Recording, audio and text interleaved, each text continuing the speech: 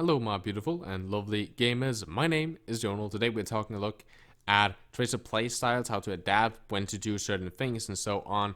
This is kind of part 2 of our Tracer guide. I'll link to the mechanical guide below where we talk about blink management, recoil management, how to land pulse bomb more consistently, the sweet spot for her aim style and so on. All that will be linked down in the description. And as always guys, if you're interested in private coaching, I'm running like this campaign on it, I suppose you can call it, where essentially for your very first session it will only cost 40 euros instead of the 50 euros. So if you're top 500, you're bronze, you play on PC, you play on Xbox, it doesn't matter, you can hit me up on Discord or on Twitter and we can set up your very first session to either help you improve and rank up or in general just be better at the game.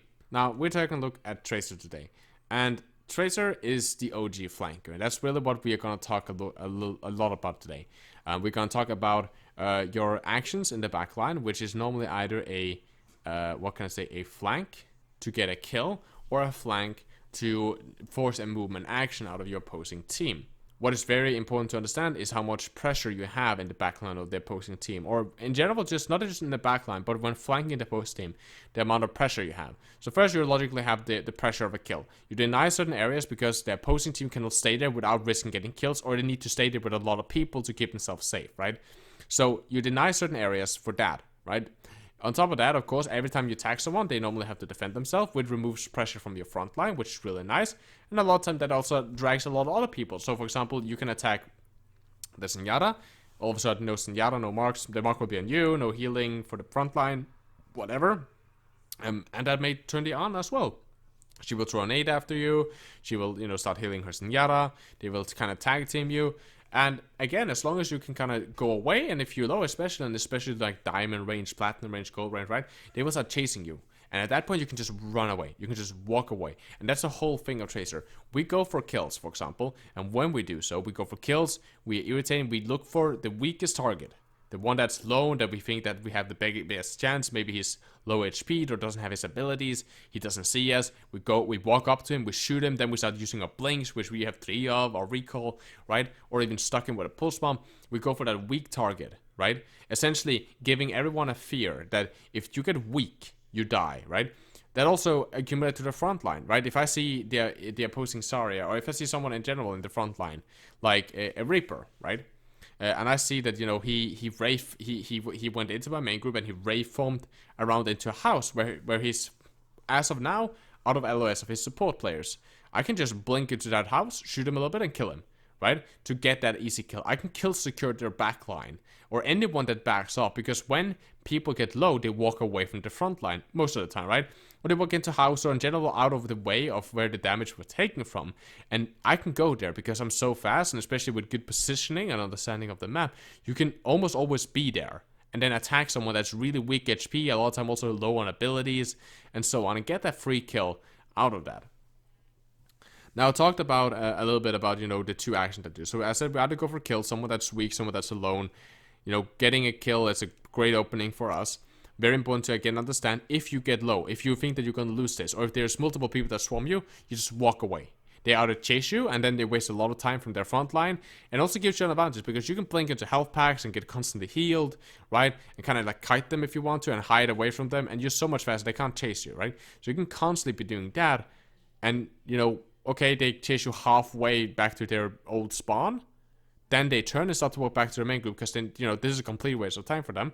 By that time, you can already have wrapped around, you can ambush them, you can poke them from range, or you can just, have already moved on from her and flanked around and gone straight into their backline, right? You can do so much faster. You getting chased is not a problem for you. That's actually almost good for you that they're chasing you. A lot of time is what is really great. But going for a kill is logically a good way to opening. The other one is, as I said, forcing a movement action. And you do force a movement action a lot of time by attacking their backline, because a lot of time they will turn and start helping. But you also force a movement action just by, pressuring an objective. Let's say you, as you CP, like for example, Hanamur. This is incredibly common. Noah's on the point, you go on the point.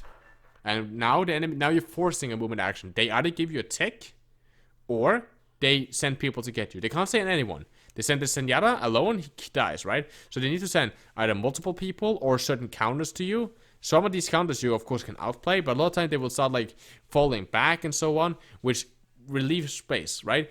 if you go on the point and the main group, like the Reinhardt and Zarya, leaves to choke on Hanamura to go on the objective, that leaves a big pressure removed from you. You know, they essentially, they're leaving the choke open for your team to push in. And then you can just disengage. Again, you do the same thing. Okay, there's going to come way too many people on the point. I'm going to die. I'm just going to run away because I'm that much faster than them. Now, that's forcing a movement action. That's incredibly important. As I said, attacking their backline also a lot of time forces a movement action, and it relieves so much space. And the mentality of Tracer is, okay, I didn't get you now, I'll get you next time. Or I didn't get you now, but I was gonna pulse bomb, and then at least I'll get you next time, right? That's the mentality.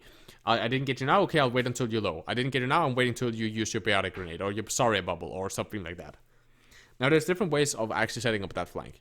You can either doing it by flanking all the way around, you know, all the way back into the backline. A lot of time try to take high ground. Logically, the same reason as always. If we have high ground, we can always drop from it, but it can be very difficult for us to retake that high ground. It takes a lot of time to run up the stairs.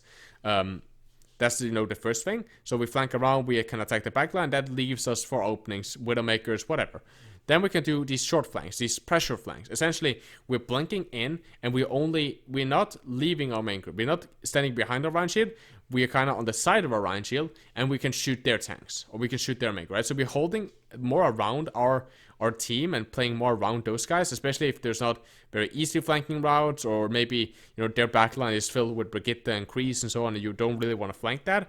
In general, your team needs more help in their main group because the Winston needs to help. You need to help burst their Winston player, or you need to help burst their Reinhardt player, or pressure their Zarya back, right? Then you just play around your team, right? Shooting behind, you can get these like nice flanking angles, these nice side angles, which a lot of your team members cannot take. We can deal a huge amount of damage. You can build up a pulse bomb very quickly, and a lot of time, especially if you're low elo, you're not comfortable with your aim, as always, you can just stick a tank. It's 300 damage. If you get damage boosted, it's 450, right? So sticking a tank with a pulse bomb is a huge way, again, to remove a lot of pressure from your main group, because he needs to get heals, he needs to back off, or else he's gonna die, right? So again, building pulse bomb is incredible, just a good way. If you're not doing anything, as always, just build your ultimate. So you can either do these big flanks, or you can do these smaller side flanks, right? To essentially help your team. So that's really the Tracer mentality, right? We hit the back line, we apply a lot of pressure, either just by being there, because, you know, if you get weak, we can kill you. We can go directly to force a movement action, or we can attack someone, either getting a kill, or again forcing a movement action, or in general just pressuring them. And that's just being in the backline can be very scary, especially if you're active in that backline. You constantly shoot, and you can even shoot from further range just to check their HP bars, right? Just spraying over them, checking their HP bar, also reminding them that hi, by the way, I'm still in your backline. Maybe you should flame your DPS player for not killing me, right? Creating a little bit, you know, discord inside of the enemy team is always nice. Now, I hope that this video helps at least a little bit. It's a very difficult topic for me to express clearly, so I hope I didn't over-explain it. I hope I didn't under-explain it. I tried to find a nice sweet spot to it. So yeah, if you're interested in any help or anything, you can drop those down in the comments. As I said, with private coaching, hit me up on Discord or Twitter. But as always, guys, you guys stay positive, and as always, keep the enemy in your crosshair.